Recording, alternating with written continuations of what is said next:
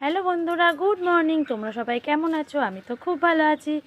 দেখো বন্ধুরা, আজকে তোমাদের সঙ্গে আমাদের ছাদের বাগানটা শেয়ার করব। তোমরা দেখতে থাকো ভিডিওটা।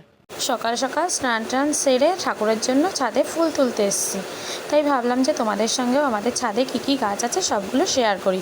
দেখো, এই গাছটা কিন্তু খুব ছোট্ট, তাও কিন্তু অনেক বেগুন হয়। কি সুন্দর লাগে কিন্তু বলো, ছোট্ট গাছে বেগুন হয়েছে। এরপরে দেখো, এটা হচ্ছে নীলকণ্ঠ গাছ, তারপরে এইটা হচ্ছে লিচু গাছ। এবারে কিন্তু 6খানা মতন লিচু হয়েছিল এই গাছটাতে। তারপরে আমাদের ছাদে কিন্তু পায়রাও আছে অনেক। এইটা কি গাছ বলো তো? এইটা হচ্ছে কমলা লেবু গাছ, এইটা হচ্ছে চেরি গাছ। ছাদে কিন্তু গাছপালা আমার খুব ভালো লাগে।